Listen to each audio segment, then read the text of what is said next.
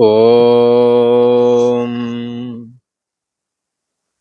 श्री योग वासिष्ठ के उपशम प्रकरण में श्री वशिष्ठ जी महाराज बोले, हे राम जी, दैत्यराज हिरण्यकश्यपु के मारे जाने पर प्रहलाद जी ने अपने दैत्य समुदाय के जो बचे हुए दैत्य थे उनको एकत्र किया और एकत्र करके उन्हें बताया कि ये भगवान विष्णु बड़े ही बलवान हैं, इनका सामना कोई कर नहीं सकता। इनका शरीर भी वज्र का है, सुख दुख इन्हें होता नहीं है। इसलिए हे हे असुरो, हे राक्षसो, हम सब भगवान विष्णु की ही शरण में चलें, जिससे कि हमारा कल्याण हो। और कोई उपाय हमें नहीं दिखता। यदि हम और किसी की शरण में जाएंगे तो निश्चय ही भगवान विष्णु के द्वारा मारे जाएंगे। हमारे पिता और जो उनके भाई बंधु हिरण्यकश्यप, हिरण्याक्ष, जो हमारे पिता और हमारे पूर्वज थे, वो बड़े ही बलवान थे। वो भगवान विष्णु के ही समान युद्ध में लड़ते थे। वो भी इन भगवान श्री हरि के द्वारा मृत्यु को प्राप्त हो गए हैं। अब हमारा रक्षक कोई रह नहीं गया है। इसलिए हे राक्षसों, एक ही उपाय समझ में आता है कि हम भगवान श्री हरि विष्णु की शरण को ग्रहण करूं ताकि हमारा कल्याण हो। ऐसा कहकर प्रहलाद जी ने भगवान विष्णु की अहंग्रह उपासना का आश्रय लिया। उन्होंने कहा, हमारी चार भुजाएं हैं और हमारे चारों भुजाओं में शंख चक्र गदा और पद्म विराजमान है। हमारी एक भुजा में महाभयानक कुठार भी विद्यमान है, जो अग्नि की ज्वालाएं निकालता है। और मैं गरुड़ पर सवारी करता हूँ और वक्षस्थल पर मेरे लक्ष्मी का निवास है और पीतांबर वस्त्र पहने हुए हूँ। समस्त जीवों का एकमात्र आधार और अधिष्ठान हूँ। सबकी बुद्धि देश का साक्षी हूँ। प्रकृति से भी परे हूँ। ऐसा करके उन भगवान विष्णु देव की वो अहंग्रह उपासना करने लगे। मैं साक्षात स्वयं श्री हरि विष्णु ही हूँ, मैं विष्णु देव हूँ। ऐसा प्रहलाद जी ने अहंग्रह उपासना का आश्रय किया और प्रहलाद ने अपना नारायण स्वरूप का ध्यान किया। अपना एक ऐसा नारायण स्वरूप का ध्यान किया। ऐसा जब धारणा बना ली, फिर इसके बाद में पूजन के निमित्त भगवान विष्णु जी का चिंतन किया। किसके सामने ये हो रहा है? जो बचे हुए दैत्य हैं, भगवान विष्णु के क्रोधित होने पर उनका नरसिंह नाम का विग्रह प्रकट हुआ, जो बड़ा ही भयानक था। उनकी क्रोध अग्नि से ही दैत्य मर गए। हिरण्यकश्यप का भी विदारण कर दिया और हिरण्यकश्यप भी मृत्यु को प्राप्त हो गया। उसका जो बड़ा भाई हिरण्याक्ष था वो भी मारा गया। प्रहलाद जी कहते हैं, इन भगवान विष्णु देव का सामना करने वाला कोई नहीं है।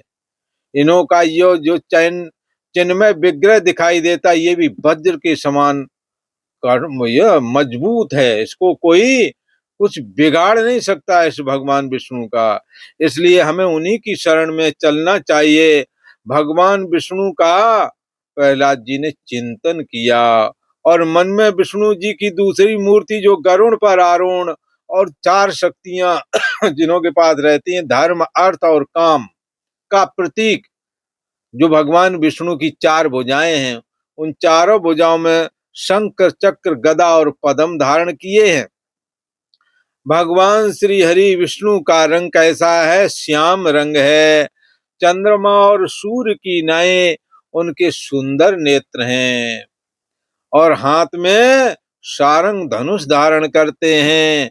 सारंग धनुष धारण करके परिवार संयुक्त ऐसा करके भगवान विष्णु का उन्होंने विग्रह का चिंतन किया और उस विग्रह को परिवार संयुक्त आवाहन किया। भगवान विष्णु के विग्रह को मूर्ति में, और भली प्रकार धूप दीप नैवेद्य नाना प्रकार के उपचारों के द्वारा पूजन किया। विचित्र वस्त्र आभूषण भगवान को पूजा में दिए, उनको अर्घ्य चढ़ाया, चंदन का लेपन किया, धूप दीप नाना प्रकार के भूषणों के सहित पिस्ता खजूर बादाम आदि मेवों से भक्ष भोज्य लेह चोष 4 प्रकार के भोजन भगवान विष्णु को प्रहलाद जी ने कराए। किसमें कराए?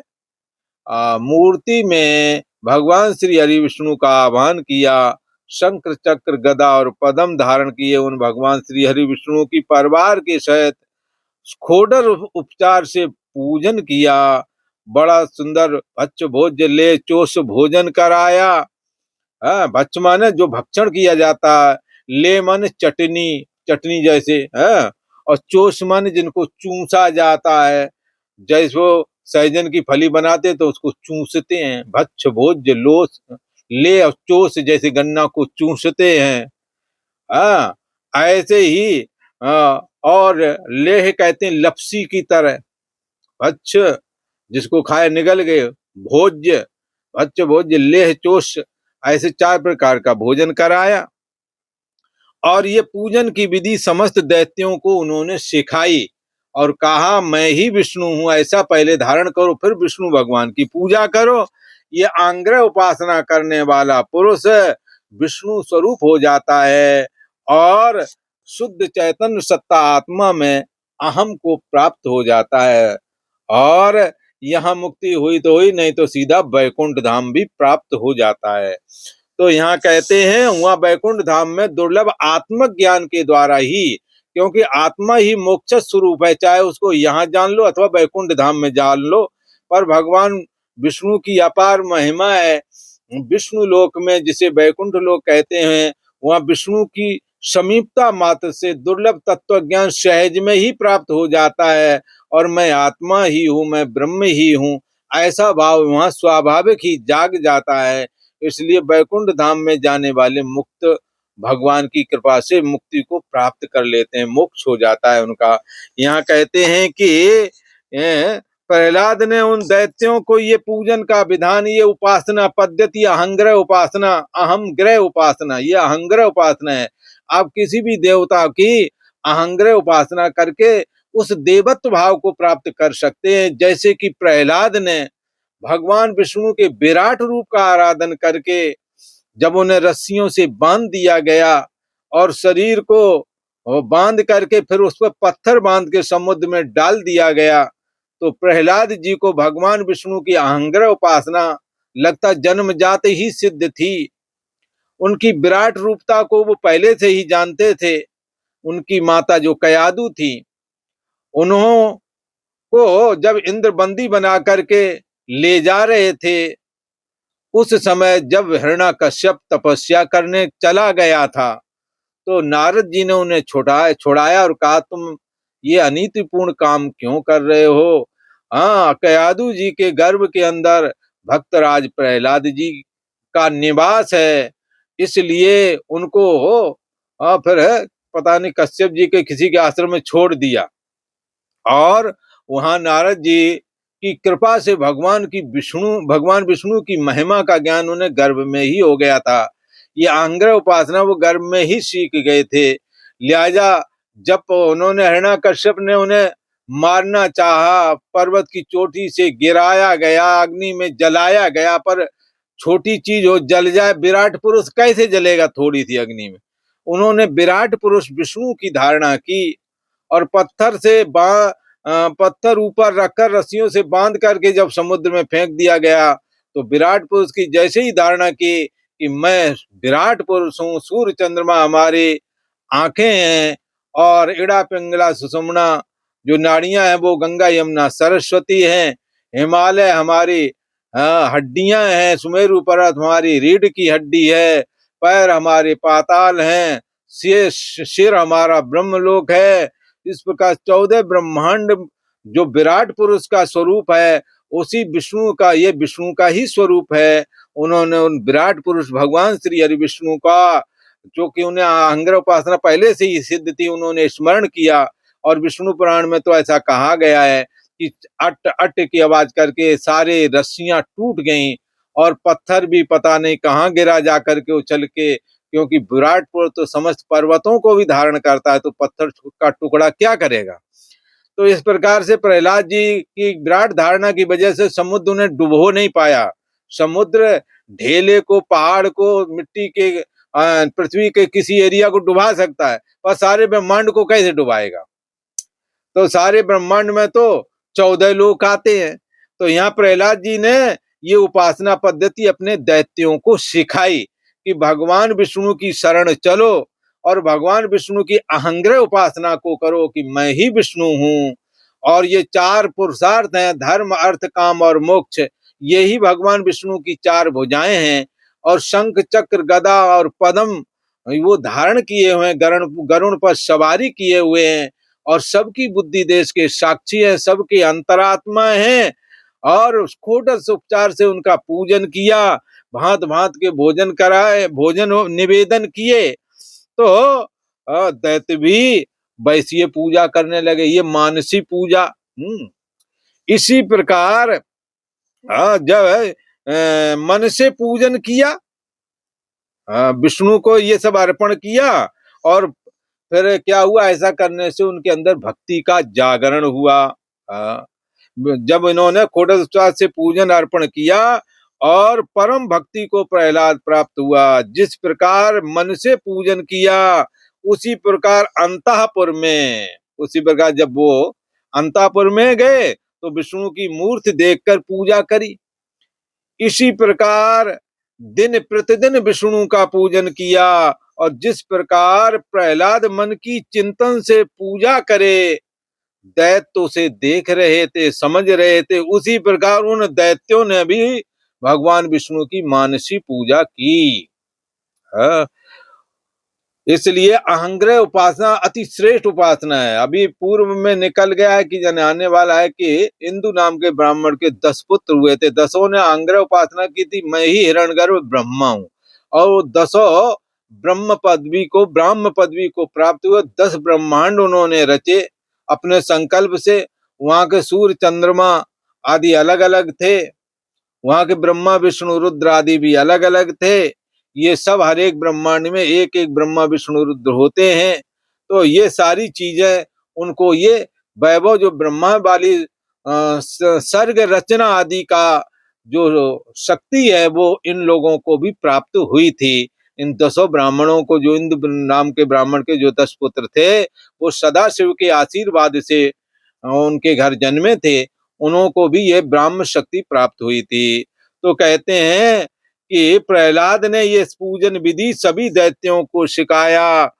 उस नगर में सब दैत्य कल्याण मूर्ति विष्णु भक्त हो गए प्रहलाद जी की कृपा से। जैसा राजा होता है तैसी उसकी प्रजा होती है, इसमें कुछ आश्चर्य नहीं।